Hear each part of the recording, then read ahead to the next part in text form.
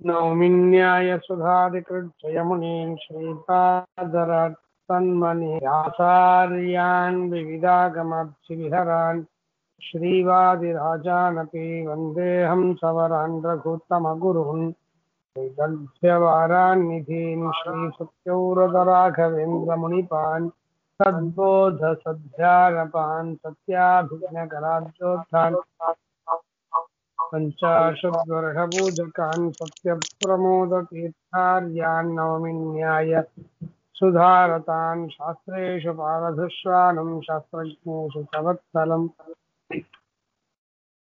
दीनभक्तोद्धारकरं सत्यात्मानं गुरुं भजे विद्यापीठविधातारं विद्यावारिधिचन्दिरं विद्यार्थिवत्सलं वन्दे महामहिमसद्गुरुम् आपादमौलिपर्यन्तं गुरूणाम् आकृतिं स्मरेत् तेन विघ्नाः प्रणश्यन्ति सिद्ध्यन्ति च मनोरथाः। श्रीगुरुभ्यो नमः। हरिः ओम्।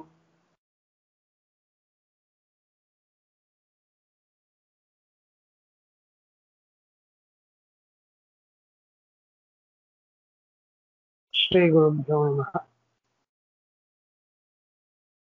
ಇವತ್ತು ದ್ವಿತೀಯ ಖಂಡದ ಸಾರಾಂಶವನ್ನ ತಿಳಿಯುವಂತಹ ಪ್ರಯತ್ನ ಮಾಡೋಣ.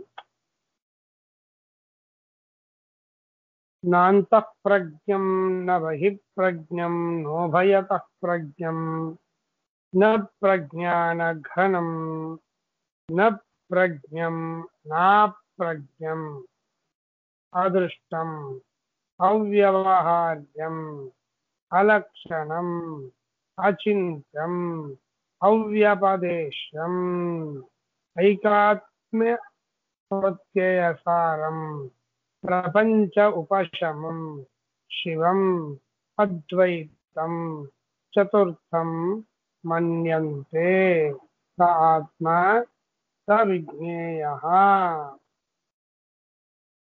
ಏನ್ ಹೇಳಲಿಕ್ಕೆ ಹೊರಟಿದೆ? ಮೊದಲು ಸ್ವಲ್ಪ ಕೆಲವು ಶಬ್ದಗಳಿಂದ ಪ್ರಾಜ್ಞನಾಮಕನಾದಂತಹ ಭಗವಂತ ಇದೆಲ್ಲ ಮಾಡುವುದಿಲ್ಲ, ಈ ಕಾರ್ಯವನ್ನು ದೇವರು ಮಾಡುವುದಿಲ್ಲ, ಇದ್ಯಾವುದು ಪ್ರಾಜ್ಞನ ಕಾರ್ಯವಲ್ಲ ಅಂತ ಹೇಳಿ ಇನ್ನೂ ಕೆಲವು ಶಬ್ದಗಳಿಂದಾಗಿ ಪ್ರಾಜ್ಞ ಹೇಗಿರ್ತಾನೆ ಅವನ ಲಕ್ಷಣಗಳನ್ನ ಹೇಳ್ತಾ ಇದ್ದಾರೆ. ನ ಅಂತಃಪ್ರಜ್ಞಂ, ಸ್ವಪ್ನ ಪದಾರ್ಥಗಳನ್ನ ಪ್ರಾಜ್ಞ ತಿಳಿಸುವುದಿಲ್ಲ. ಪ್ರಾಜ್ಞನ ಕೆಲಸವಲ್ಲ ಸ್ವಪ್ನ ತೋರಿಸುವುದು. ನ ಬಹಿಃಪ್ರಜ್ಞಂ, ಬಾಹ್ಯ ಪದಾರ್ಥ, ಜಾಗೃತ ಅವಸ್ಥೆಯಲ್ಲಿ ನೋಡುವ ಪದಾರ್ಥಗಳು, ಆ ಪದಾರ್ಥಗಳ ಜ್ಞಾನವನ್ನು ಪ್ರಾಜ್ಞ ಮಾಡಿಸಿಕೊಡುವುದಿಲ್ಲ. ನ ಉಭಯತಃ ಪ್ರಜ್ಞಂ, ಶಬ್ದಾದಿಗಳು ಕೇಳಿಸ್ತಿರ್ತದೆ, ಸ್ವಪ್ನವೂ ಕಾಣ್ತಿರ್ತಾನೆ. ಇದೊಂಥರ ವಿಚಿತ್ರವಾದ ಅವಸ್ಥೆ. ಸ್ವಪ್ನದ ದರ್ಶನ, ಪದಾರ್ಥಗಳ ದರ್ಶನ ಆಗ್ತದೆ, ಬಾಹ್ಯದ ಶಬ್ದ ಕೇಳಿಸ್ತದೆ. ಈ ಕೆಲಸವನ್ನು ಪ್ರಾಜ್ಞೆ ಮಾಡುವುದಿಲ್ಲ. ಹಾಗಾದ್ರೆ ಈ ಕೆಲಸ ಮಾಡೋದು ಯಾರು? ವಿಶ್ವ ಮತ್ತು ತೈಜಸರು ಕೂಡಿ. ಹೊರಗಿನ ಶಬ್ದ ಜ್ಞಾನ ಮಾಡಿಸುವುದು ವಿಶ್ವವಾದರೆ ಒಳಗಿನ ಸ್ವಪ್ನದ ಜ್ಞಾನ ಮಾಡಿಸುವುದು ತೈಜಸ್. ಇಬ್ಬರು ಕೂಡಿ ಈ ಕೆಲಸ ಮಾಡುತ್ತಾರೆ. ಆದರೆ ಪ್ರಾಜ್ಞಾನಾಮಕ ಭಗವಂತ ಈ ಕೆಲಸ ಮಾಡುತ್ತಾರೆ.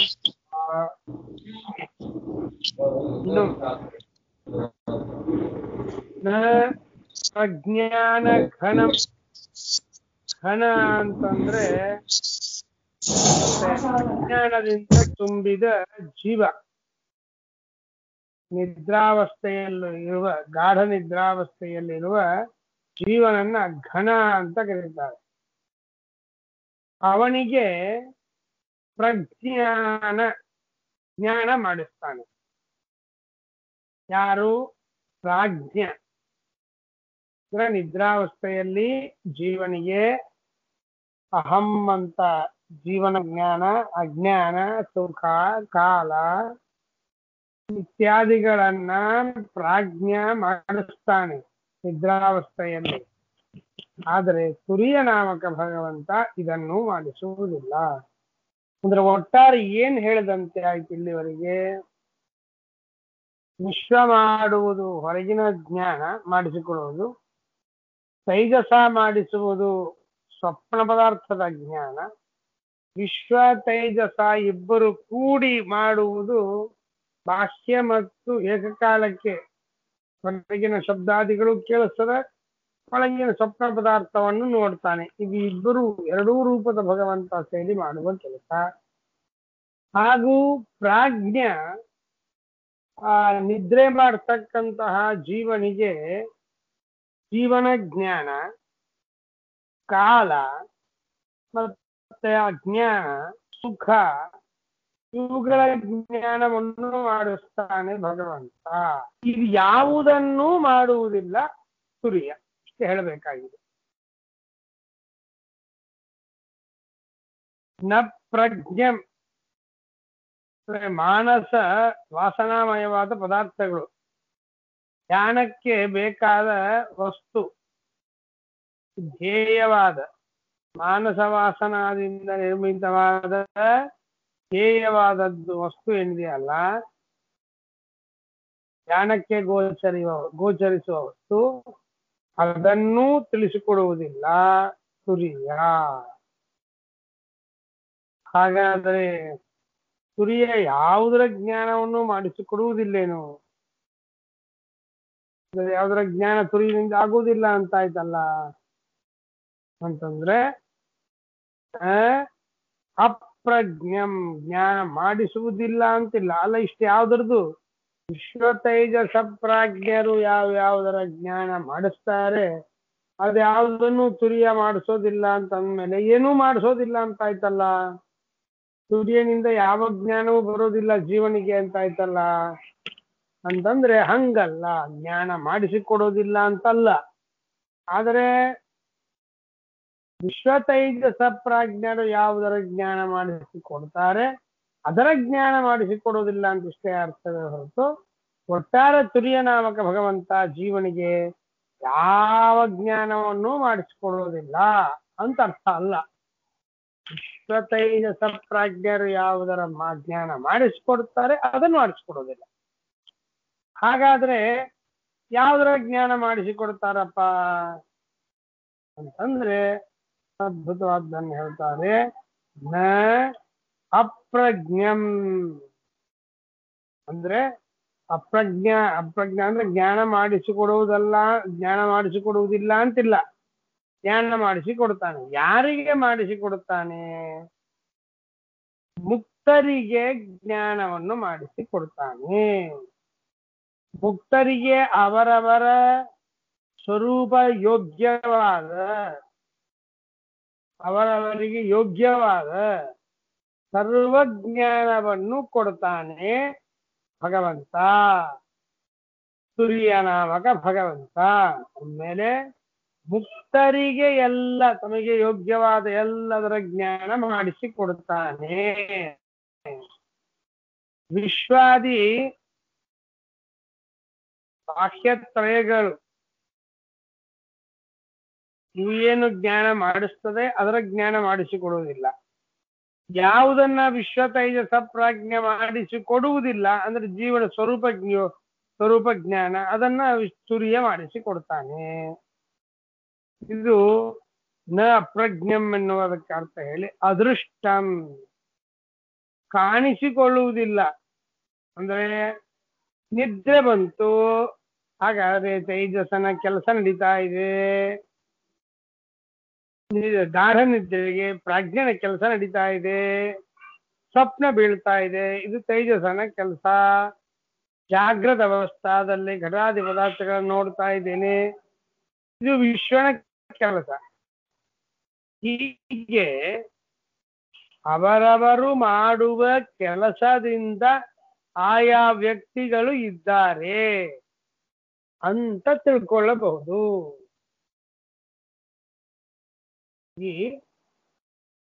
ಇವರು ಆಯಾ ರೂಪದ ದೇವರ ಕೆಲಸಗಳೇ ಆ ದೇವರನ್ನು ಗುರುತಿಸುವಂತಹ ತಿಳಿದುಕೊಳ್ಳಲಿಕ್ಕೆ ಬೇಕಾದಂತಹ ಸಾಧನ ಲಿಂಗ.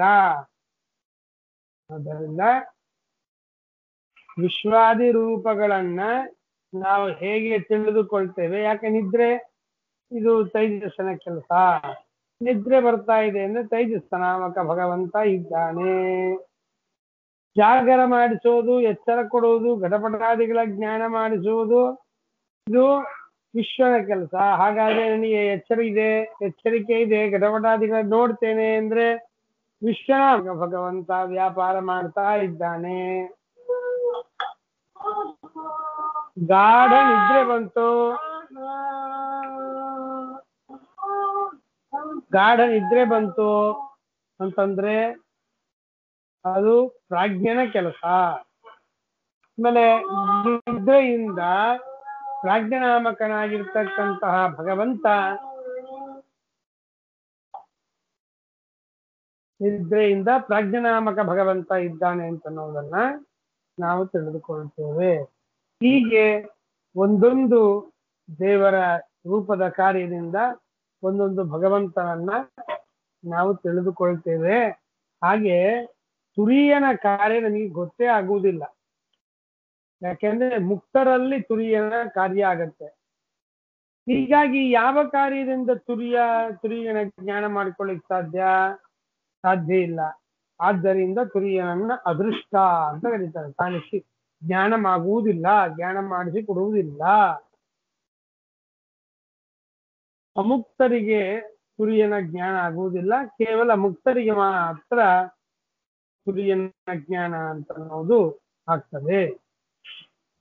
ಆದ್ದರಿಂದ ಅದೃಷ್ಟ ಅಂದ್ರೆ ಅಮುಕ್ತರ ಜ್ಞಾನಕ್ಕೆ ವಿಷಯನಲ್ಲ, ಮುಕ್ತರಿಗೆ ದೃಷ್ಟ, ಅಮುಕ್ತರಿಗೆ ದೃಷ್ಟನಲ್ಲ. ಇನ್ನು ಅವ್ಯವಹಾರ್ಯ ಅಂದ್ರೆ, ಅವ್ಯವಹಾರ್ಯ ಅಂತಂದ್ರೇನು ಅಂದ್ರೆ ಮುಕ್ತಿಯನ್ನು ಬಿಟ್ಟು ಬೇರೆ ಎಲ್ಲೂ ಕೂಡ ಆ ತುರಿಯನ ರೂಪ ವಿಷಯಕವಾದ ಜ್ಞಾನ ರೂಪ ವ್ಯವಹಾರ ಆಗುವುದಿಲ್ಲ. ತುರಿಯ ತೋರಿದ, ತುರಿಯ ಇಲ್ಲಿದ್ದಾನೆ ಇತ್ಯಾದಿ ಏನು ತುರಿಯನ ಜ್ಞಾನ ರೂಪ ವ್ಯವಹಾರ ಇದೆ, ಗ್ರಹಣ ರೂಪ ವ್ಯವಹಾರ ಇದೆ, ಅದೆಲ್ಲೂ ಕೂಡ ಮುಕ್ತಿಯನ್ನು ಬಿಟ್ಟು ಬೇರೆ ಕಡೆ ಕಾಣಿಸುವುದಿಲ್ಲ. ಅಂದ್ಮೇಲೆ ಅವ್ಯವಹಾರ್ಯ. ಮುಕ್ತಿಯಲ್ಲಿ ತುರಿಯನ ವ್ಯವಹಾರ, ಆದರೆ ಸಂಸಾರದಲ್ಲಿ ತುರಿಯನ ಬಗ್ಗೆ ಏನು ವ್ಯವಹಾರ ಇಲ್ಲ. ಆದ್ದರಿಂದ ಅವ್ಯವಹಾರ್ಯ ಅಂತ ಕರೀತಾರೆ. ಇದು ಅಲಕ್ಷಣ ಅಂತಂತಾರೆ ತುರಿಯನನ್ನ. ಏನ್ ಲಕ್ಷಣ? ಅವನನ್ನ ತಿಳಿದುಕೊಳ್ಳಲಿಕ್ಕೆ ಬೇಕಾದ ಹೇತುಗಳಿಲ್ಲ, ಅನುಮಾಪಕವಾದದ್ದು ಇಲ್ಲ. ತುರಿಯನನ್ನು ತಿಳ್ಕೊಳ್ಳಿಕ್ ಬೇಕಾದ ಅನುಮಾಪಕಗಳು ಇಲ್ಲ. ವಿಶ್ವನನ್ನು ತಿಳ್ಕೊಳ್ಳಿಕ್ಕೆ ಜಾಗೃತ ಅವಸ್ಥಾ ಇದೆ, ಮತ್ತೆ ತೈಜಸ್ಸನಿಗೆ ಸ್ವಪ್ನಾವಸ್ಥಾ ಇದೆ. ಗಾಢ ನಿದ್ರಾವಸ್ಥಾ ಪ್ರಾಜ್ಞನನ್ನು ತಿಳ್ಕೊಳ್ಳಿಕ್ಕೆ ಅದೊಂದು ಸಾಧನ, ಹೇತು. ಹಾಗೆ ತುರಿಯನಾಮಕ ಭಗವಂತನ ವ್ಯಾಪಾರ ಈಗ ನಡೀತಾ ಇದೆ ಅಂತ ಏನಿದೆಯಲ್ಲ, ಅದನ್ನು ಹೇಗೆ ತಿಳ್ಕೊಳ್ಳೋದು? ಸಂಸಾರಾವಸ್ಥೆಯಲ್ಲೂ ತುರಿಯನಾಮಕ ಭಗವಂತನನ್ನ ತಿಳಿಸಿಕೊಡುವಂತಹ ಹೇತುಗಳು ಇಲ್ಲ. ಅದನ್ನೇ ಲಕ್ಷಣ ಅಂತ ಕರೀತಾರೆ. ಆ ಲಕ್ಷಣಗಳು ಯಾವುದು ಇಲ್ಲ. ಯಾವುದೂ ಇಲ್ಲ ಲಕ್ಷಣ ಅಂತಂದ್ರೆ, ಈಗ ಉದಾಹರಣೆಗೆ ಈಗ ಒಂದು 15-20 ಮನೆಗಳು ಒಂದು ಓಣಿಯಲ್ಲಿದೆ, ಅಗ್ರಹಾರದಲ್ಲಿದೆ. ಆಗ ನನಗೆ ಒಬ್ಬ ಚೈತ್ರನ ಮನೆ ಹುಡ್ಕೊಂಡು ಬರ್ತಾ ಇದ್ದೇನೆ. ಇವತ್ತಿನ ಕಾಲಕ್ಕೆ ಅಡ್ರೆಸ್ ಅಂತ ಹೇಳ್ತಾರೆ, ಇಂಥ ಸ್ಟ್ರೀಟ್ ಅಲ್ಲಿ ಇಷ್ಟೇ ಮನೆ, ಇಂಥ ನಂಬರ್ ಮನೆ, ಹೀಗೆಲ್ಲ ಇಂಥದ್ದು ಆಪೋಸಿಟ್ ಇದೆ, ಇಂಥದ್ದು ಪಕ್ಕದಲ್ಲಿ ಇದೆ, ಹೀಗೆಲ್ಲ ಹೇಳಿ ಮನೆಯನ್ನ ಗುರುತಿಸ್ತೇವೆ. ಹಿಂದಿನ ಕಾಲದಲ್ಲಿ ಮನೆಗೆ ಒಂದೊಂದು ಲಕ್ಷಣ, ಇಂಥ ಲಕ್ಷಣ ಉಳ್ಳಂತಹದ್ದು ಇಂಥ ವ್ಯಕ್ತಿಯ ಮನೆ ಅಂತ ಹೇಳ್ತಾ ಇದ್ರು. ಹಾಗಿದ್ದಾಗ ನನಗೆ ಚೈತ್ರನ ಮನೆ ಎಲ್ಲಿದೆ ಇಲ್ಲಿ ಈ 20 ಮನೆಗಳಲ್ಲಿ ಚೈತ್ರನ ಮನೆ ಯಾವುದು ಅಂತ ನಾನು ಪ್ರಶ್ನೆ ಕೇಳಿದಾಗ ಒಬ್ಬ ವ್ಯಕ್ತಿ ಕೇಳಿದಾಗ ಅವರಂತಾರೆ ಯಾವ ಮನೆಯ ಮೇಲೆ ಪತಾಕ ಕೊಡಿ ಇದೆ ಫ್ಲಾಗ್ ಇದೆ ಆ ಮನೆ ಚೈತ್ರನ ಮನೆ ಅಂತ ತಿಳಿದುಕೊಳ್ಳ್ರಿ ಲಕ್ಷಣವನ್ನು ಹೇಳುತ್ತಾರೆ. ಈ ಲಕ್ಷಣ ಯಾಕೆ ಗೊತ್ತಾ ಹೇಳೋದು? ಆ ಮನೆಯ ಜ್ಞಾನ ಮಾಡಿಕೊಳ್ಳಿ. ಯಾರ್ದೋ ಮನೆಯಲ್ಲಿ ಚೈತ್ರನ ಮನೆ ಇದು ಅಂತ ನುಗ್ಗೋದು ಬೇಡ, ಚೈತ್ರನ ಮನೆಗೆ ಸರಿಯಾಗಿ ಹೋಗ್ಲಿ ಎನ್ನುವುದಕ್ಕಾಗಿ ಆ ಮನೆಯ ಲಕ್ಷಣವನ್ನು ಹೇಳ್ತಾರೆ. ಯಾಕೆ ಲಕ್ಷಣ? ಹಾಗಾದ್ರೆ ಗುರುತಿಸಿಕೊಳ್ಳುವುದಕ್ಕೆ, ಆ ವಸ್ತುವನ್ನ ತಿಳಿದುಕೊಳ್ಳುವುದಕ್ಕೆ ಲಕ್ಷಣ ಹೇಳ್ತಾರೆ. ಹಾಗೆ ಇಲ್ಲಿ ಮತ್ತೆ ತುರಿಯನನ್ನು ತಿಳಿದುಕೊಳ್ಳಲಿಕ್ಕೆ ಏನ್ ಲಕ್ಷಣ ಇದೆ? ಸಂಸಾರಾವಸ್ಥೆಯಲ್ಲಿ ಏನ್ ನಮಗೆ ಮಾಡಿದ್ದಾನೆ ತುರಿಯ? ಅವನ ಜ್ಞಾನ ನಮಗೆ ಆಗ್ಲಿಕ್ಕೆ. ಮುಕ್ತರಿಗೆ ಅವರ ಯೋಗ್ಯವಾದಂತಹ ಜ್ಞಾನವನ್ನು ಕೊಡ್ತಾನೆ, ಅವರು ತುರಿಯನ ಬಗ್ಗೆ ತಿಳ್ಕೊಳ್ತಾರೆ. ನಮಗೆ ಯೋಗ್ಯವಾದ ಜ್ಞಾನ ಬಂದಿದೆ ಅಂದಮೇಲೆ ತುರಿಯ ನಮಗೆ ಜ್ಞಾನ ಮಾಡಿಸಿಕೊಟ್ಟ, ಇದು ತುರಿಯನ ಲಕ್ಷಣ ಅಂತ ಮುಕ್ತರು ತಿಳಿಯಬಹುದು. ಆದರೆ ಸಂಸಾರಿಗಳಲ್ಲಿ ತುರಿಯನ ವ್ಯಾಪಾರ ಏನು ಕಾಣಿಸುವುದಿಲ್ಲ. ಆದ್ದರಿಂದ ತುರಿಯನನ್ನು ಗುರುತಿಸುವಂತಹ ಲಕ್ಷಣಗಳು ಇಲ್ಲ. ಲಕ್ಷಣವೇ ಇಲ್ಲ ಅಂತಂದ್ರೆ ವ್ಯವಹಾರ ಮಾಡ್ಲಿಕ್ಕೆ ಬರುವುದಿಲ್ಲ. ಅವ ಅಚಿಂತ್ಯನಾಗಿದ್ದಾನೆ. ಅಚಿಂತ್ಯನಾದ್ದರಿಂದಾಗಿ ಅವನ ಬಗ್ಗೆ ವಿಚಾರ ಮಾಡ್ಲಿಕ್ಕೂ ಸಾಧ್ಯ ಇಲ್ಲ. ಲಕ್ಷಣವೇ ಇಲ್ಲ, ಏನಂತ ಅವನ ಬಗ್ಗೆ ಚಿಂತಿಸೋದು ನಾವು?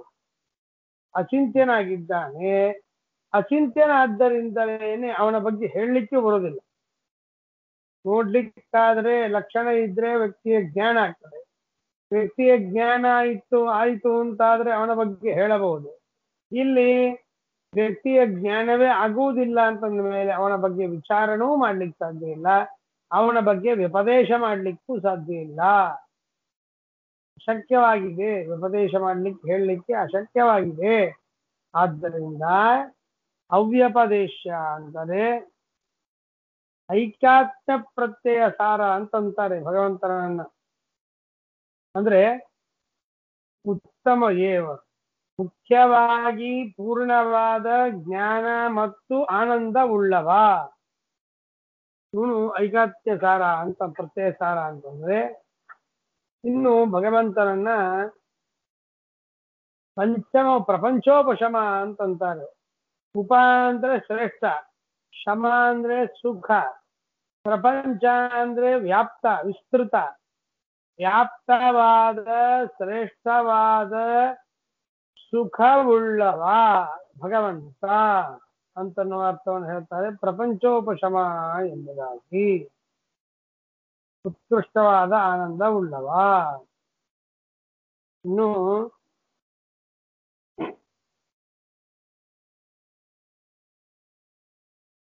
ಪರಮಾತ್ಮನಿಗೆ ಶಿವ ಅಂತ ಕರೀತಾರೆ. ಶಿವ ಅಂದ್ರೆ ನಿರ್ದುಃಖ ಸುಖ ರೂಪನಾದ್ದರಿಂದ ಭಗವಂತ ಶಿವ. ಅದ್ವೈತ ಅಂದರೆ, ದ್ವೈತ ಅಂದ್ರೆ ವಿಪರೀತ ಜ್ಞಾನ. ಅದ್ವೈತ ಅಂತಂದರೆ ವಿಪರೀತ ಜ್ಞಾನವನ್ನ ನಿವೃತ್ತಿ ಮಾಡುವವ, ಮಿಥ್ಯಾಜ್ಞಾನವನ್ನ ನಾಶ ಮಾಡ್ತಕ್ಕಂಥವ. ಆದ್ದರಿಂದಾಗಿ ಆ ಭಗವಂತನಿಗೆ ಅದ್ವೈತ ಅಂತ ಕರೀತಾರೆ. ಈ ರೀತಿಯಾಗಿರ್ತಕ್ಕಂತಹ ತುರಿಯ ನಾಮಕ ಭಗವಂತ ನಮ್ಮ ಶಿರಸ್ಸಿನ ಮಧ್ಯ ದೇಶದಲ್ಲಿ ಇದ್ದಾನೆ. ಅವನನ್ನೇ ಚತುಷ್ಪಾತ್, 4ನೇ ಅಂಶ ಅಂತ ಕರೆದಿದ್ದು ಪ್ರತಿಜ್ಞೆ ಮಾಡಿದ್ದಾರೆ. ಹೀಗೆ ವಿಶ್ವ, ತೈಜಸ, ಪ್ರಾಜ್ಞಾ, ತುರಿಯ ಎಂಬಂತಹ 4 ರೂಪಗಳನ್ನ ಈ ಉಪನಿಷತ್ತು ಹೇಳ್ತಾ ಇದೆ. ರೂಪತ್ರಯ ವಿಷಯದಲ್ಲಿ, ವಿಶ್ವ, ತೈಜಸ, ಪ್ರಾಜ್ಞೆ ಎನ್ನುವುದರ ಈ ರೂಪದ ವಿಷಯದಲ್ಲಿ ಮಂತ್ರವನ್ನ ಹೇಳಿ ಆಗಿದೆ 1ನೇ ಖಂಡದಲ್ಲಿ. ಇನ್ನು 2ನೇ ಖಂಡದಲ್ಲಿ 4ನೇ ಅಂಶವಾಗಿರ್ತಕ್ಕಂತಹ ತುರಿಯ, ಆ ತುರಿಯನ ಬಗ್ಗೆ ಈಗೆಲ್ಲ ವಿಷಯವನ್ನ ಹೇಳ್ತಾ ಇದ್ದಾರೆ. ಈ ತುರಿಯ ಅಂತನ್ನುವ ಆತ್ಮ, ಅವಶ್ಯವಾಗಿ ತಿಳ್ಕೊಳ್ಳಿಕ್ಕೆ ಯೋಗ್ಯನಾಗಿದ್ದಾನೆ. ಅಂದಮೇಲೆ ಮುಮುಕ್ಷುಗಳು ಯಾರು ಮೋಕ್ಷವನ್ನ ಪಡೆಯಬೇಕು ಅಂತನ್ನುವ ಇಚ್ಛೆ ಉಳ್ಳವರು ಅಂತವರು ಈ ಈ ತುರಿಯನನ್ನ ಸರ್ವಾತ್ಮನ ತಿಳಿಯಲೇಬೇಕು ಅಂತನ್ನೋದನ್ನ ಹೇಳಿ, ಮತ್ತೆ ತಾವು ಇಲ್ಲಿವರೆಗೆ ಏನು ವರುಣದೇವರು ತುರಿಯನ ಬಗ್ಗೆ ವರ್ಣನೆ ಮಾಡಿದ್ದಾರೆ, ಈ ತಾವು ವರ್ಣನೆ ಮಾಡಿದ ವಿಷಯದಲ್ಲಿ ಏನ್ ಪ್ರಮಾಣ ಅಂತಂದ್ರೆ, ಹೀಗೇನೆ ಬ್ರಹ್ಮದೇವರು ಕೂಡ ತುರಿಯನನ್ನ ಸ್ತೋತ್ರ ಮಾಡಿದ್ದಾರೆ, ಅವರ ಮಾತೆ ಈ ವಿಷಯದಲ್ಲಿ ಪ್ರಮಾಣ ಅಂತ ಹೇಳ್ತಾರೆ. ನಿವೃತ್ತೆ ಸರ್ವ ದುಃಖಾನಾಂ ಈಶಾನ ಪ್ರಭುರವ್ಯಯ ಅದ್ವೈತ ಸರ್ವ ಭಾವಾನಾಂ ದೇವಸ್ತುರ್ಯೋ ವಿಭುಸ್ಮೃತಃ. ಅಂದ್ರೆ ಸರ್ವ ದುಃಖಗಳನ್ನ ನಿವೃತ್ತೇ, ದುಃಖಗಳ ನಿವೃತ್ತಿಗೆ ಕಾರಣನಾಗಿದ್ದಾರೆ ತುರಿಯ. ಅಂದ್ರೆ ಮೋಕ್ಷವನ್ನು ಕೊಡ್ತಕ್ಕಂಥವನು ತುರಿಯ. ಆ ಭಗವಂತನ ಪ್ರಭು ಅಂತ ಕರೀತಾರೆ, ಅಂದ್ರೆ ಸ್ವಾಮಿ, ಅವ್ಯಯ, ಏಕಪ್ರಕಾರನಾದವ, ಅದ್ವೈತ, ಮಿಥ್ಯಾಜ್ಞಾನವನ್ನ ನಿವೃತ್ತಿ ಮಾಡ್ತಕ್ಕಂಥವ, ಸರ್ವಭಾವಾನ ಅಂದ್ರೆ ಸರ್ವ ಜೀವರಾಶಿಗಳಿಗೆ ಜೀವರಾಶಿಗಳಿಗೆ ಪ್ರಾಪ್ಯನಾದವ, ಮತ್ತು ಈಶಾನ. ಈಶಾನ ಅಂತಂದ್ರೆ ಈಶರು ಅಂತಂದ್ರೆ ಮುಕ್ತರು, ಆ ಮುಕ್ತರಿಗೆ ಪ್ರೇರಕನಾಗಿದ್ದಾನೆ. ಆದ್ದರಿಂದ ಭಗವಂತನಿಗೆ ಮುಕ್ತರನ್ನ ನಿಯಮನೆ ಮಾಡ್ತಾನೆ, ಆದ್ದರಿಂದಾಗಿ ಭಗವಂತನಿಗೆ ಈಶಾನ ಅಂತ ಕರೀತಾರೆ. ಇಷ್ಟು ವಿಶೇಷಣಗಳಿಂದ ತುರಿಯನ ಬಗ್ಗೆ ಹೇಳ್ತಾ ಇದ್ದಾರೆ. ಇದು ಈ ಶ್ಲೋಕ ಬ್ರಹ್ಮದೇವರು ತುರಿಯನ ಬಗ್ಗೆ ತಿಳಿದಂತಹ ಮಂತ್ರ, ಬ್ರಹ್ಮದೇವರು ಕಂಡ ಮಂತ್ರವಾಗಿದೆ ಇದು. ಹೀಗಾಗಿ ವರುಣ ದೇವರು ಏನನ್ನು ತಿಳಿದಿದ್ದಾರೆ ಅದಕ್ಕೆ ಸಂವಾದಿಯಾಗಿ ಬ್ರಹ್ಮದೇವರಿಂದ ದೃಷ್ಟವಾದಂತಹ ಮಂತ್ರವನ್ನ ಉದಾಹರಣೆ ಮಾಡ್ತಾ ಇದ್ದಾರೆ. ಅದೇ ತರಹ ಈ ಮಂತ್ರಗಳೆಲ್ಲ ಬ್ರಹ್ಮದೇವರಿಂದ ದೃಷ್ಟವಾದ ಮಂತ್ರವೇ. ವಿಶ್ವಾದಿ 3 ರೂಪಗಳಿಗೂ ತುರಿಯನ ರೂಪಕ್ಕೂ ಏನು ವ್ಯತ್ಯಾಸ ಇದೆ ಕೆಲಸದಲ್ಲಿ ಅಂತಂದ್ರೆ ಅದನ್ನು ಹೇಳ್ತಾ ಇದ್ದಾರೆ. ವಿಶ್ವ ಮತ್ತು ತೈಜಸ ಇವರಿಬ್ಬರು ಕಾರ್ಯಕಾರಣ ಬದ್ಧರು, ಅಂದರೆ ಕಾರ್ಯಕಾರಣಕ್ಕೆ ಸ್ವಾಮಿಯಾಗಿದ್ದಾರೆ. ಕಾರ್ಯ ಅಂದ್ರೆ ಭ್ರಮ, ಅಹಂ ಮಮ ಎನ್ನುವ ಭ್ರಮ.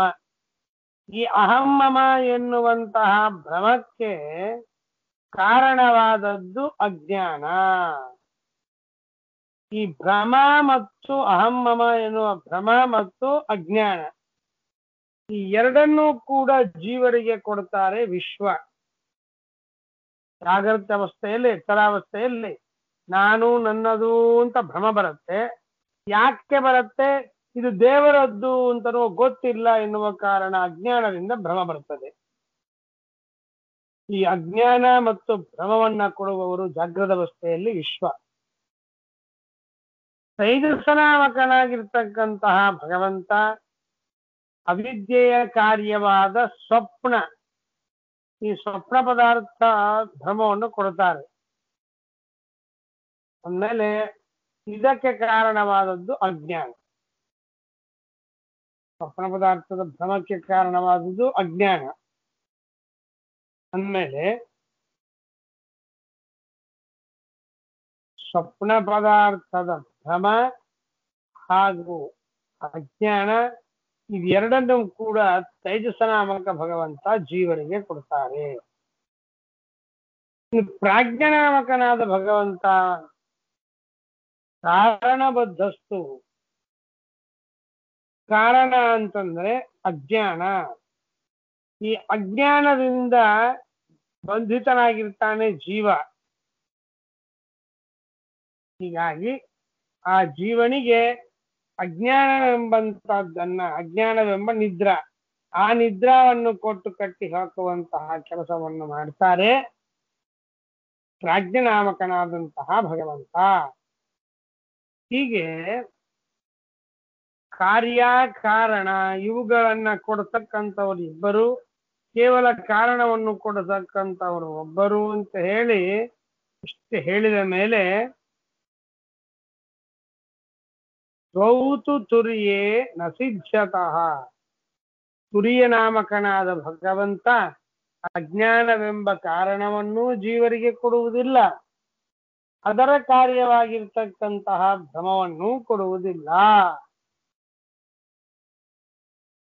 ಹೀಗೆ ತುರಿಯ ನಾಮಕ ಭಗವಂತನಿಗೂ ವಿಶ್ವತೈಜಸ ಪ್ರಾಜ್ಞರಿಗೂ ಕಾರ್ಯದಲ್ಲಿ ವ್ಯತ್ಯಾಸವಿದೆ ಅಂತ ಹೇಳಿ.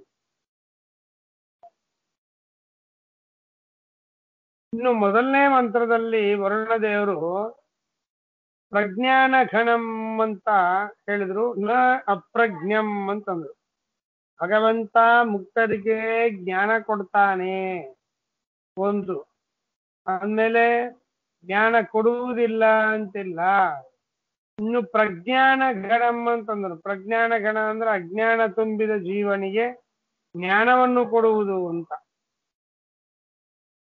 ಈ ಕೆಲಸ ತುರಿಯನಲ್ಲಿ ಇಲ್ಲ. ಏನು? ನಾತ್ಮಾನಂ ನ ಪರಾಂಶ್ಚೈವ ನ ಸತ್ಯಂ ನಾಪಿ ಚಾನೃತಂ ಪ್ರಾಜ್ಞಃ ಕಿಂಚನ ಸಂವೇತ್ತಿ ತುರ್ಯಂ ತತ್ ಸರ್ವದೃಕ್ಸದಾ. ಇಲ್ಲೇನು ಹೇಳ್ತಾರೆ ಅಂದ್ರೆ, ತುರಿಯ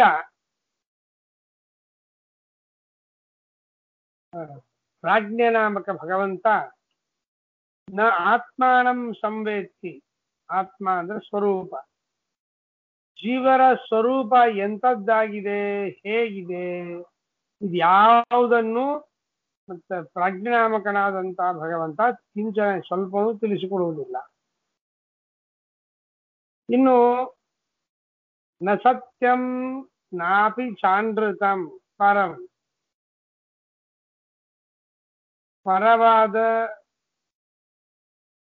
ಯಾವುದನ್ನು ತಿಳಿಸುವುದಿಲ್ಲ, ಹಾಗೂ ಸತ್ಯವನ್ನು ತಿಳಿಸುವುದಿಲ್ಲ, ಅನೃತವನ್ನು ತಿಳಿಸುವುದಿಲ್ಲ, ಯಾವುದರ ಜ್ಞಾನವನ್ನು ಮಾಡಿಸಿಕೊಡುವುದಿಲ್ಲ ಪ್ರಾಜ್ಞ. ಪ್ರಾಜ್ಞೆ ತಿಳಿಸೋದು ಹಾಗಾದ್ರೆ ಏನು ಅಂದ್ರೆ ಜೀವ, ಅಜ್ಞಾನ, ಕಾಲ, ಸುಖ ಇವುಗಳನ್ನ ಪ್ರಾಜ್ಞಾ ಜ್ಞಾನ ಮಾಡಿಸಿಕೊಡ್ತಾನೆ ಹೊರತು ಜೀವನ ಸ್ವರೂಪವನ್ನ, ಭಗವಂತನನ್ನ, ಸತ್ಯವನ್ನ, ಸುಳ್ಳನ್ನ ಯಾವುದನ್ನು ಪ್ರಾಜ್ಞಾ ತಿಳಿಸಿಕೊಡುವುದಿಲ್ಲ. ತುರ್ಯಂ ತತ್ ಸರ್ವದೃಕ್ಸದಾ. ತುರ್ಯನಾಮಕನಾದ ಭಗವಂತ, ಚತುರ್ಥ ರೂಪನಾದ ಭಗವಂತ ತುರ್ಯ, ಇನ್ನು ಸರ್ವದೃಕ್ಸದ, ಮುಕ್ತರಲ್ಲಿ ಅಂದರೆ ಮುಕ್ತಿಯಲ್ಲಿ ಮುಕ್ತರಿಗೆ ಅವರವರಿಗೆ ಯೋಗ್ಯವಾಗಿರ್ತಕ್ಕಂತಹ ಎಲ್ಲವನ್ನು ತಿಳಿಸಿಕೊಡ್ತಾನೆ. ಮುಕ್ತರಿಗೆ ತಿಳಿಸಿಕೊಡ್ತಾನೆ. ಏನು? ತನಗೆ ಬೇಕಾದದ್ದರ ಜ್ಞಾನವನ್ನು ಮಾಡಿಸಿಕೊಡ್ತಾನೆ. ಆದ್ದರಿಂದಾಗಿ ಏನು ಪ್ರಾಜ್ಞೆ ಮಾಡುವುದಿಲ್ಲ ಅದನ್ನು ಮಾಡ್ತಾನೆ. ಪ್ರಾಜ್ಞಾ ಆತ್ಮಸ್ವರೂಪ ತಿಳಿಸಿಕೊಡುವುದಿಲ್ಲ, ಈ ತುರಿಯ ಆತ್ಮಸ್ವರೂಪ ತಿಳಿಸಿಕೊಡುತ್ತಾನೆ. ಪ್ರಾಜ್ಞಾ ಪರನನ್ನ ತಿಳಿಸಿಕೊಡುವುದಿಲ್ಲ, ತುರಿಯ ತಿಳಿಸ್ತಾನೆ. ಪ್ರಾಜ್ಞಾ ಸತ್ಯವನ್ನು ತಿಳಿಸಿಕೊಡುವುದಿಲ್ಲ, ತುರಿಯ ಸತ್ಯವನ್ನು ತಿಳಿಸ್ತಾನೆ. ಪ್ರಾಜ್ಞಾ ಅನೃತವನ್ನ, ಸುಳ್ಳನ್ನ ತಿಳಿಸಿಕೊಡುವುದಿಲ್ಲ, ತುರಿಯ ಅನೃತವನ್ನು ತಿಳಿಸಿಕೊಡ್ತಾನೆ. ಹೀಗೆ ಪ್ರಾಜ್ಞಾ ಏನನ್ನು ತಿಳಿಸಿಕೊಡುವುದಿಲ್ಲ ಅದನ್ನ ತುರಿಯ ತಿಳಿಸಿಕೊಡುತ್ತಾನೆ. ಆದ್ದರಿಂದ ಪ್ರಾಜ್ಞ ತುರಿಯರ ವ್ಯಾಪಾರದಲ್ಲಿ ವ್ಯತ್ಯಾಸವಿದೆ. ಇನ್ನು ಮೊದಲನೇ ಶ್ಲೋಕದಲ್ಲಿ ಶಿವಂ ಅದ್ವೈತಂ ಅಂತ ಏನು ತುರಿಯನಿಗೆ ನಿತ್ಯಾಜ್ಞಾನ ನಿವರ್ತಕತ್ವವನ್ನು ಹೇಳಿದ್ದಾರೆ, ಆ ವಿಷಯದಲ್ಲೂ ಈ ಶ್ಲೋಕವನ್ನು ಉದಾಹರಣೆ ಮಾಡ್ತಾ ಇದ್ದಾರೆ. ದ್ವೈತಸ್ಯ ಅಗ್ರಹಣಂ ಉಭಯೋಃ ದ್ವೈತಸ್ಯ ಅಗ್ರಹಣಂ ತುಲ್ಯಂ ಉಭಯೋಃ ಪ್ರಾಜ್ಞತುರ್ಯಯೋಃ ಬೀಜನಿದ್ರಾಯುತ ಪ್ರಾಜ್ಞಃ ಸಾಚತುರ್ಯೇನ ವಿದ್ಯತೆ ಎಂಬುದಾಗಿ. ಏನು ದ್ವೈತ ಅಂದ್ರೆ ಮಿಥ್ಯಾಜ್ಞಾನ. ಮಿಥ್ಯಾಜ್ಞಾನದ ಅಗ್ರಹಣ ಅಂದ್ರೆ, ಗ್ರಹಣ ಅಂದ್ರೆ ಕಾರಣ, ಅಗ್ರಹಣ ಅಂದ್ರೆ ಕಾರಣ ಅಲ್ಲದೆ ಇರುವುದು. ಹಾಗಾದ್ರೆ ಮಿಥ್ಯಾಜ್ಞಾನ ಹುಟ್ಟಿಸ್ಲಿಕ್ಕೆ ಹುಟ್ಟಲಿಕ್ಕೆ ಒಂದು ಕಾರಣ ಅಲ್ಲ. ಯಾರವರು? ಪ್ರಾಜ್ಞ ಆಗಲಿ ತುರಿಯನಾಗಲಿ. ಪ್ರಾಜ್ಞ ಹಾಗೂ ತುರಿಯ ಈ ಎರಡು ರೂಪಗಳು ದ್ವೈತ ಅಂದ್ರೆ ಮಿಥ್ಯಾಜ್ಞಾನ. ಈ ಮಿಥ್ಯಾಜ್ಞಾನದ ಗ್ರಹಣ ಅಂತಂದ್ರೆ ಹೇತು, ಮಿಥ್ಯಾಜ್ಞಾನಕ್ಕೆ ಹೇತು. ಅಗ್ರಹಣ ಅಂದ್ರೆ ಅಹೇತು. ಅಂದ್ರೆ ಮಿಥ್ಯಾಜ್ಞಾನವನ್ನ ತುರಿಯ ಮತ್ತು ಪ್ರಾಜ್ಞರು ಹುಟ್ಟಿಸುವುದಿಲ್ಲ ಅಂತ ಅನ್ನೋದು ಇಬ್ಬರಲ್ಲೂ ಸಮಾನ. ಇನ್ನು ಇಷ್ಟರಲ್ಲೇ ಸ್ವಲ್ಪ ಇಬ್ಬರಲ್ಲೂ ಸಾಮ್ಯ ಇದ್ದರೂ ಕೂಡ ಪ್ರಾಜ್ಞ ಈ ಕ್ರಮಕ್ಕೆ ದೇಹಾದಿಗಳಲ್ಲಿ ಬರುವ ವಿಪರೀತ ಜ್ಞಾನ, ದ್ವೈತ ಅಂದ್ರೆ ವಿಪರೀತ ಜ್ಞಾನ, ಆ ವಿಪರೀತ ಜ್ಞಾನ ಸ್ವಾತಂತ್ರ್ಯ ಇದಕ್ಕೆ ಅವನು ಕಾರಣನಾಗದೇ ಇದ್ದರೂ ಕೂಡ ಪ್ರಾಜ್ಞ ತುರಿಯರು, ಆದರೆ ಇದಕ್ಕೆ ಕಾರಣವಾದದ್ದೊಂದು ಮೂಲ ವಿದ್ಯಾ ಇದೆಯಲ್ಲ, ಆ ಮೂಲ ವಿದ್ಯಾ ಜೀವರಿಗೆ ಬರುವಂತೆ ಮಾಡ್ತಾರೆ ಪ್ರಾಜ್ಞ. ಬೀಜ ನಿದ್ರಾಯುತ, ಮೂಲವಾದ ಅವಿದ್ಯಾ. ಈ ಅವಿದ್ಯಾದಿಂದ ಯುತ ಅಂತಂದ್ರೆ ಇನ್ನೊಬ್ಬರಿಗೆ ಅವಿದ್ಯೆಯನ್ನು ಕೊಡ್ತಾನೆ, ಬೀಜ ನಿದ್ರೆಯನ್ನು ಕೊಡ್ತಾನೆ ಮತ್ತೊಬ್ಬರಿಗೆ. ತಾನು ಬೀಜ ನಿದ್ರಾ ಉಳ್ಳವನಲ್ಲ. ಬೀಜ ನಿದ್ರಾಯುತ ಮೇಲ್ನೋಡಕ್ಕೆ ಏನಂದ್ರೆ ಎರಡು ಇಬ್ಬರು ಸಮಾನರು. ಯಾವ ವಿಷಯದಲ್ಲಿ? ವಿಪರೀತ ಜ್ಞಾನಕ್ಕೆ ಇವರಿಬ್ಬರು ಕಾರಣ ಅಲ್ಲ ಅಂತನೂ ಸರಿ. ಆದರೆ ವಿಪರೀತ ಜ್ಞಾನಕ್ಕೆ ಕಾರಣವಾದದ್ದು ಯಾವ್ದಪ್ಪ? ಬೀಜ ನಿದ್ರಾ, ಮೂಲ ವಿದ್ಯಾ. ಆ ಮೂಲ ವಿದ್ಯೆಯನ್ನು ಎಲ್ಲರಿಗೂ ಕೊಡ್ತಾರೆ ಪ್ರಾಜ್ಞ. ಆ ಕೆಲಸವನ್ನು ತುರಿಯ ಮಾಡುವುದಿಲ್ಲ. ಇನ್ನಷ್ಟು ಹೇಳಿ ರೀತ್ಯಂತರದಿಂದ ಮತ್ತೊಮ್ಮೆ ಮತ್ತೆ ವಿಶ್ವಾದಿಗಳಿಗೂ ಭಗವಂತನಿಗೂ ವೈಧರ್ಮ್ಯ ಹೇಳ್ತಾ ಇದ್ದಾರೆ, ಪ್ರಕಾರಾಂತರ ಮತ್ತು ಸಾಧರ್ಮ್ಯವನ್ನು ಕೂಡ ಹೇಳ್ತಾ ಇದ್ದಾರೆ. ಸ್ವಪ್ನ ನಿದ್ರಾ ಯುತಾವಾದ್ಯವು ಪ್ರಾಜ್ಞಸ್ತು ಅಸ್ವಪ್ನ ನಿದ್ರಯ ನ ನಿದ್ರಾಂ ನೈವ ಚ ಸ್ವಪ್ನಂ ತುರ್ಯೇ ಪಶ್ಯಂತಿ ನಿಶ್ಚಿತಾಃ. ಜಾಗ್ರತ್ ಭ್ರಮ, ಸ್ವಪ್ನದಲ್ಲಿ ಬರುವ ಭ್ರಮ, ಈ ಎರಡಕ್ಕೂ ಕಾರಣವಾಗಿರ್ತಕ್ಕಂತಹ ನಿದ್ರಾ ಎಂದು ಕರೆಸಿಕೊಳ್ಳಲ್ಪಡುವಂತಹ ಅವಿದ್ಯಾ,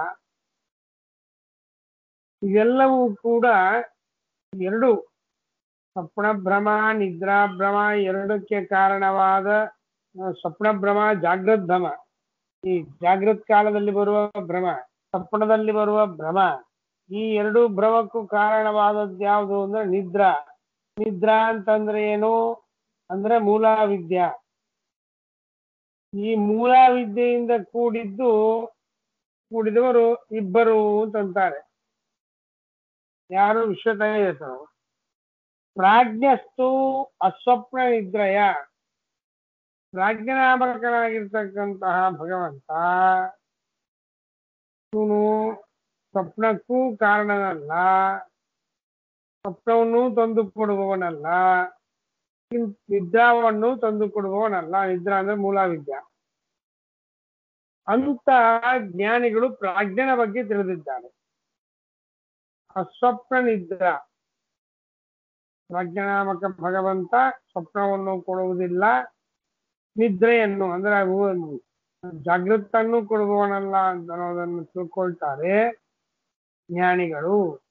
ಆದರೆ ವಿಶ್ವ ತೈಜಸರು ವಿಶ್ವ ಪ್ರಾಜ್ಞೆ ಜಾಗೃದ್ಭ್ರಮಕ್ಕೆ ಕಾರಣ, ಜಾಗೃದ್ಭ್ರಮಕ್ಕೆ ಕಾರಣವಾದ ವಿದ್ಯೆಯನ್ನು ಕೊಡ್ತಾರೆ.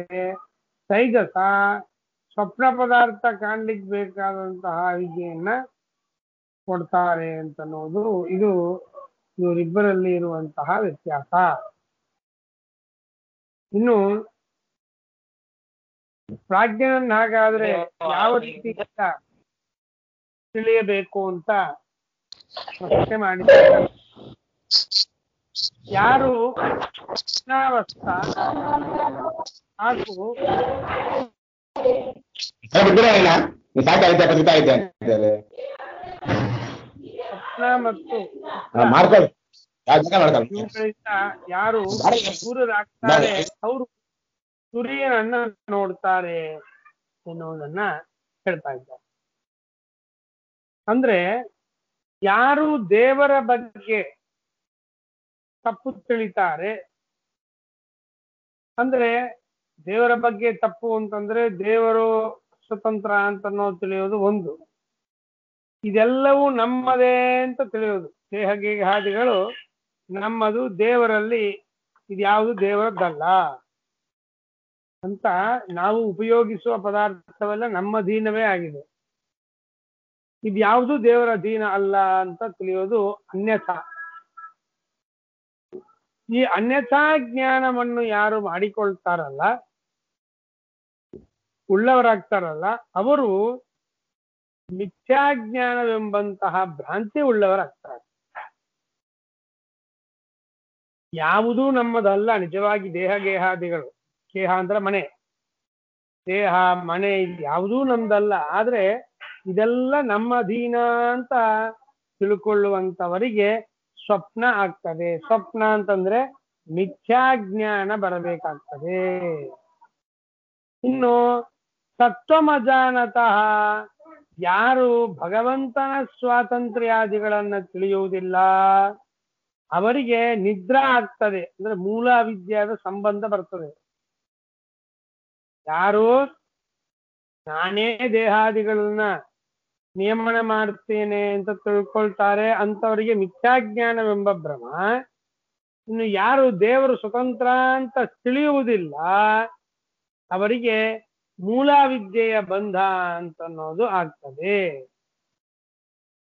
ಹಾಗಾದ್ರೆ ತುರಿಯನ ಜ್ಞಾನ ಯಾವಾಗ ಆಗ್ಲಿಕ್ಕೆ ಸಾಧ್ಯ ಅಂತಂದ್ರೆ ಮಿಥ್ಯಾಜ್ಞಾನ, ಮೂಲ ವಿದ್ಯೆಯ ಬಂಧ ಯಾರಿಗೆ ಮತ್ತೆ ಮತ್ತೆ ಮತ್ತೆ ಬರುವುದಿಲ್ಲ, ಅದು ಕ್ಷೀಣವಾಗಿ ಹೋಗ್ತದೆ.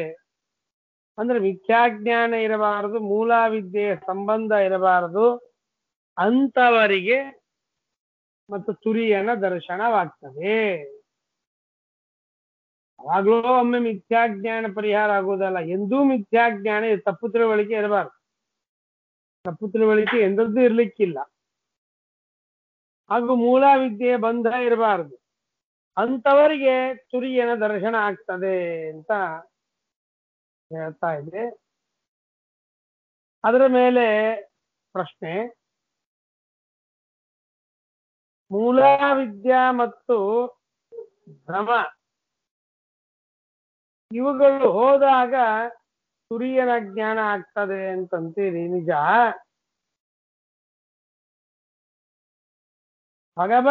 ಇದು ಹೇಗಾಗ್ತದೆ ಅಂತಂದ್ರೆ ಈ ಮೂಲ ವಿದ್ಯೆಯ ನಾಶ ಆಗಲಿ, ಭ್ರಮದ ನಾಶ ಆಗ್ಲಿ, ಮಿಥ್ಯಾಜ್ಞಾನವೆಂಬ ಭ್ರಮದ ನಾಶ ಆಗ್ಲಿ, ಇದಾದಾಗ ತುರಿಯನ ಜ್ಞಾನ ಆಗ್ತದೆ. ಇದು ಆಗೋದು ಹೇಗೆ ಅಂತಂದ್ರೆ ಅದಕ್ಕೆ ಹೇಳ್ತಾರೆ, ಅನಾದಿ ಮಾಯೆಯ ಸುಪ್ತಃ ಯದಾ ಜೀವ ಪ್ರಬುದ್ಧತೆ ಅಜಂ ಅನಿದ್ರಂ ಅಸ್ವಪ್ನಂ ಅದ್ವೈತಂ ಬುದ್ಧ್ಯತೆ ತದಾ. ಅನಾದಿಯಾದ ಭಗವಂತ, ಅವನ ಅನಾದಿಯಾದಂತಹ ಇಚ್ಛಾ, ಮಾಯಾ ಅಂದ್ರೆ ಇಚ್ಛಾ, ಅದರಿಂದ ಜೀವನು ಸುಪ್ತ ಸಂಸಾರದಲ್ಲಿ ತಳ್ಳಲ್ಪಟ್ಟಿದ್ದಾನೆ ದೇವರ ಇಚ್ಛೆಯಿಂದ.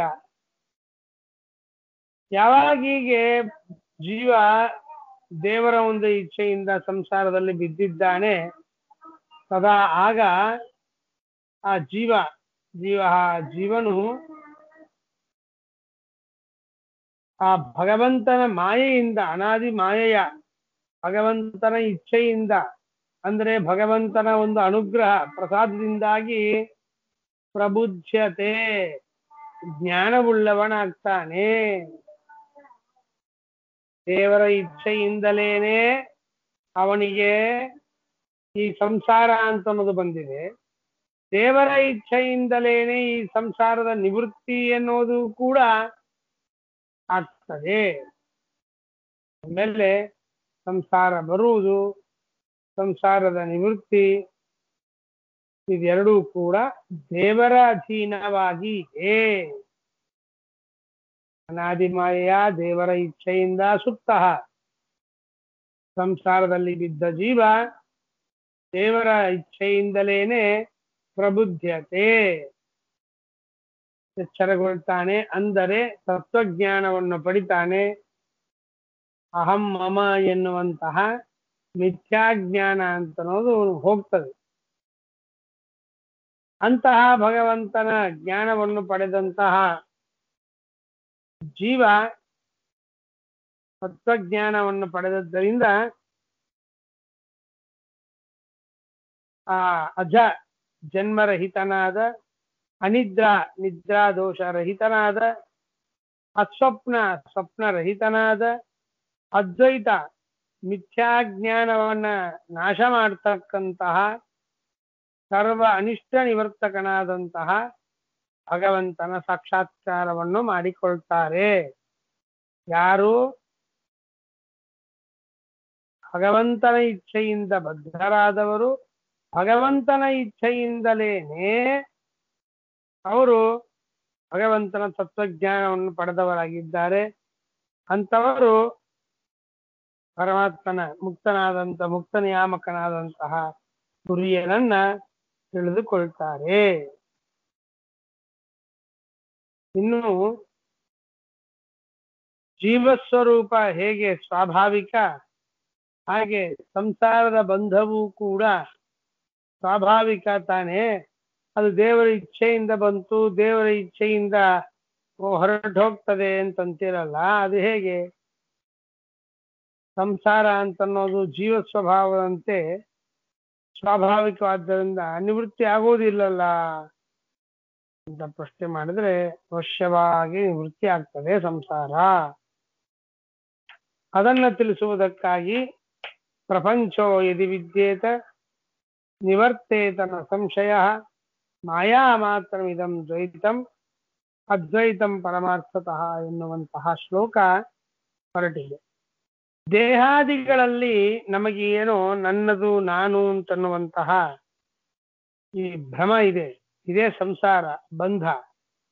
ಈ ಸಂಸಾರ ಅಂತನ್ನೋದು ಸ್ವತಂತ್ರವಾಗಿ ನಮಗೇನು ಬರುವುದಿಲ್ಲ, ಪರಾಧೀನವಾಗಿ ಬರ್ತದೆ. ದೇವರ ಒಂದು ಇಚ್ಛೆಯಿಂದ ನಮಗೆ ಈ ಅಹಂಕಾರ ಮಮಕಾರ ಬಂದು ಸಂಸಾರ ನಮಗೆ ಹತ್ತಿಕೊಳ್ಳುತ್ತೆ. ದೇವರ ಇಚ್ಛೆಯಿಂದ ಬರ್ತದೆ ಅಂತ ಆಗೋದ್ರಿಂದ ದೇವರ ಒಂದು ಅನುಗ್ರಹದಿಂದಲೇ ನಿವೃತ್ತಿ ಆಗ್ತದೆ. ಯಾರಿಂದ ಸಂಸಾರ ನಮಗೆ ಬಂದಿದೆ ಅವನಿಂದಲೇನೆ ಸಂಸಾರದ ನಿವೃತ್ತಿಯೂ ಆಗ್ತದೆ. ಇದರಲ್ಲಿ ಏನೂ ಸಂಶಯ ಇಲ್ಲ ಅಂತ ಮಂತ್ರ ಹೇಳ್ತಾ ಇದೆ. ಅನಾದಿತಃ ಅನುವೃತ್ತವಾಗಿರ್ತಕ್ಕಂತಹ ಬಂಧ ನಿವೃತ್ತಿ ಆಗ್ತದೆ ಹೇಗೆ? ನಿನ್ನೆ ಮೊನ್ನೆ ಬಂತು, ಒಂದೆರಡು ದಿವಸ ಮೊದಲಿಗೆ ಬಂತು ಸಂಸಾರ ಅಂದ್ರೆ ನಿವೃತ್ತಿ ಆಗ್ಬೋದು. ಅನಾದಿ ಕಾಲದಿಂದ ಇರುವಂತಹ ಸಂಸಾರದ ನಿವೃತ್ತಿ ಹೇಗೆ ಹೇಳ್ತೀರಿ ಅಂತಂದ್ರೆ, ಅದಕ್ಕಂತಾರೆ ಮಾಯಾ ಮಾತ್ರಂ ಇದಂ. ಇದು ಮಾಯಾ. ಮಾಯಾ ಅಂದ್ರೆ ಭಗವಂತನ ಇಚ್ಛಾ. ಭಗವಂತನ ಇಚ್ಛಾದಿಂದ ಬಂದದ್ದು ಸಂಸಾರ ಹೊರತು ಭಗವಂತನ ಇಚ್ಛಾನೂ ಇಲ್ಲ ಹಾಗೆ ಸಂಸಾರ ಬಂತು ಅಂತಿಲ್ಲ. ಭಗವಂತನ ಇಚ್ಛಾದಿಂದ ಸಂಸಾರ ಬಂದಿದೆ ಅಂದ್ರೆ ಭಗವಂತನ ಇಚ್ಛಾದಿಂದ ಸಂಸಾರ ನಿವೃತ್ತಿ ಆಗ್ತದೆ ಹೊರತು ಜೀವಸ್ವರೂಪದಂತೆ ಸಂಸಾರ ಹೋಗೋದೇ ಇಲ್ಲ, ಹಾಗೇ ಇದ್ದು ಬಿಡುತ್ತೆ ಅಂತಲ್ಲ. ಮಾಯಾ ಮಾತ್ರ, ಭಗವಂತನ ಇಚ್ಛಾ ಮಾತ್ರ, ಇಚ್ಛಾದಿಂದ ಅಷ್ಟೇ ಸಂಸಾರ ಬಂದದ್ದು. ಆ ಭಗವಂತನ ಒಂದು ಪರಮಾನುಗ್ರಹದಿಂದ ಸಂಸಾರದ ನಿವೃತ್ತಿ ಆಗ್ತದೆ. ಆದ್ದರಿಂದ ಸಂಸಾರ ಇದು ನಿವೃತ್ತಿ ಆಗುವುದಿಲ್ಲ ಅಂತನ್ನುವುದನ್ನಾಗಿ ಹೇಳಬಾರದು. ಹೀಗಾಗಿ ಪ್ರಪಂಚ, ಸಂಸಾರ, ಬಂಧ ಇದು ಇನ್ನೊಬ್ಬರ ಅಧೀನವಾಗಿ ಇದೆ ಅಂತಾದ್ರೆ ಅವಶ್ಯವಾಗಿ ಅದು ನಿವೃತ್ತಿ ಆಗ್ಲೇಬೇಕು. ಮಾಯಾ ಮಾತ್ರ ಇದಂ ದ್ವೈತಂ ಅದ್ವೈತಂ ಪರಮಾರ್ಥತಃ. ಮಾಯಾ ಮಾತ್ರ ಇದಂ ದ್ವೈತಂ. ಇದಂ ದ್ವೈತಂ ಅಂದ್ರೆ ದ್ವಿತೀಯ ಪ್ರಕಾರೇಣ ವಿಪರೀತ ಜ್ಞಾನ. ಇದೇನು ವಿಪರೀತ ಜ್ಞಾನ ಇದೆ, ಮಿಥ್ಯಾ ಜ್ಞಾನ ಇದೆ, ಇವೆಲ್ಲವೂ ಕೂಡ ಭಗವಂತನ ಇಚ್ಛೆಯಿಂದಲೇನೆ ಬಂದದ್ದು. ಹೀಗಾಗಿ ಇದು ಭಗವಂತನ ಇಚ್ಛೆಯಿಂದ ನಿವೃತ್ತಿ ಆಗ್ತದೆ ಅಂತನ್ನುವುದನ್ನೇ ಇಲ್ಲಿ ಸ್ಪಷ್ಟವಾಗಿ ತಿಳಿಸ್ತಾ ಇದ್ದಾರೆ. ಮಾಯಾ ಮಾತ್ರ ಇದಂ ದ್ವೈತಂ. ದ್ವೈತಂ ಅಂದ್ರೆ ವಿಪರೀತ ಜ್ಞಾನ, ಅದ್ವೈತ ಅಂದ್ರೆ ವಿಪರೀತ ಜ್ಞಾನ ನಿವೃತ್ತಿ ಪರಮಾರ್ಥತಃ ಭಗವಂತನಿಂದ. ಹೀಗೆ ಭಗವಂತನಿಂದಲೇ ಸಂಸಾರ, ಭಗವಂತನಿಂದಲೇ ಸಂಸಾರದ ನಿವೃತ್ತಿ. ಆದ್ದರಿಂದ ಜೀವಸ್ವರೂಪದಂತೆ ಸಂಸಾರವು ಕೂಡ ಸ್ವಾಭಾವಿಕ, ಅದು ನಿವೃತ್ತಿ ಆಗುವುದೇ ಇಲ್ಲ ಅಂತ ಹೇಳಬಾರದು. ನಿವೃತ್ತಿ ಆಗೇ ಆಗ್ತದೆ. ವಿಕಲ್ಪೋ ವಿನಿವರ್ತೇತ ಕಲ್ಪಿತೋ ಇತಿ ಕೇನಚಿತ್ ಉಪದೇಶಾದಯಂ ವಾದಃ ಜ್ಞಾತೆ ದ್ವೈತಂ ನ ವಿದ್ಯತೆ. ದೇಹ, ಮನೆ ಮುಂತಾದವುಗಳಲ್ಲಿ ನಮಗಿರುವಂತಹ ಸ್ವಾಮಿತ್ವ ಭ್ರಮ, ಇದನ್ನೇ ವಿಕಲ್ಪ, ಬಂಧ ಅಂತ ಕರೀತಾರೆ. ದೇಹಾದಿಗಳಲ್ಲಿ ನಮಗಿರುವ ಸ್ವಾಮಿತ್ವ ಭ್ರಮ ಏನಿದೆ, ಇದೇ ಸಂಸಾರ. ಈ ಸಂಸಾರ ವಿಕಲ್ಪ ಅಂತನ್ನುವುದು ಇದು ಸ್ವಾಭಾವಿಕ ಅಲ್ಲ. ಕೆಲವೊಬ್ಬರ ಅಜ್ಞಾನದಿಂದ ಸ್ವಾಭಾವಿಕ ಅಂತ ತಿಳಿಯಲ್ಪಟ್ಟಿದೆ. ಅನಾದಿ ಸ್ವಾಭಾವಿಕ, ಇದು ಹೋಗೋದೇ ಇಲ್ಲ ಅಂತ ಕೆಲವರು ಅಜ್ಞಾನದಿಂದ ಹಾಕಿ ತಿಳಿದಿದ್ದಾರೆ. ನಿಜವಾಗಿ ಬಂಧ, ಸಂಸಾರ ಅಂತನ್ನೋದು ಸ್ವಾಭಾವಿಕವಲ್ಲ, ಕಲ್ಪಿತ. ಅಜ್ಞಾನದಿಂದ ಸ್ವಾಭಾವಿಕ ಅಂತ ಕಲ್ಪಿತವಾಗಿದೆ, ಆರೋಪಿತವಾಗಿದೆ. ಅದು ಈ ಕಲ್ಪಿತವಾದಂಥದ್ದು ಮಹಾತ್ಮರ ಒಂದು ಉಪದೇಶದಿಂದ, ಉಪದೇಶಾತ್ ಅಯಂ ವಾದ, ಮಹಾಜ್ಞಾನಿಗಳ ತತ್ವೋಪದೇಶದಿಂದ ಈ ವಿಪರೀತ ಜ್ಞಾನ ಅಂತನ್ನೋದು ಹೋಗ್ತದೆ. ಭಗವಂತನ ಭಕ್ತರು, ಆ ಭಕ್ತರು ಮಾಡುವಂತಹ ಭಗವದ್ ವಿಷಯಕವಾದ ಉಪದೇಶದಿಂದ ಬರುವ ತತ್ವಜ್ಞಾನ, ಈ ತತ್ವಜ್ಞಾನದಿಂದ ನಿವರ್ತತೆ ಏವ, ನಿಶ್ಚಿತವಾಗಿ ಹೋಗೇ ಹೋಗ್ತದೆ. ಇದು ಸಜ್ಜನರ ಒಂದು ವಾದವಾಗಿದೆ.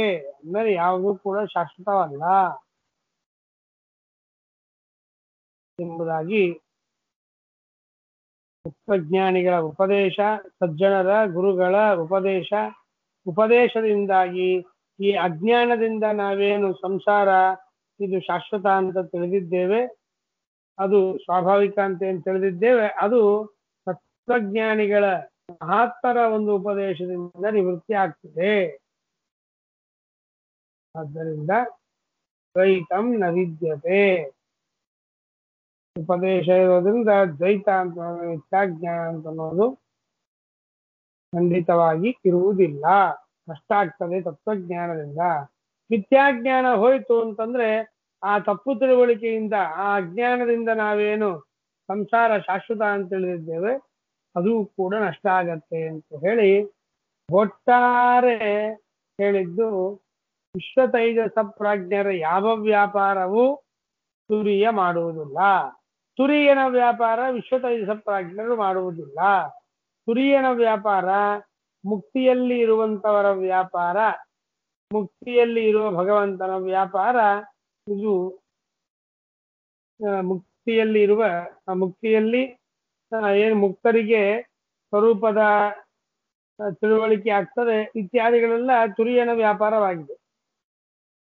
ಮುಕ್ತರಲ್ಲಿ ವಿಶ್ವತೈಜಸ ಪ್ರಾಜ್ಞರ ವ್ಯಾಪಾರಕ್ಕೆ ಅವಕಾಶವೇ ಇಲ್ಲ. ಕಿಂತು ಮುಕ್ತರಲ್ಲಿ ತುರಿಯನ ವ್ಯಾಪಾರವೇ ವ್ಯಾಪಾರ. ಹೀಗಾಗಿ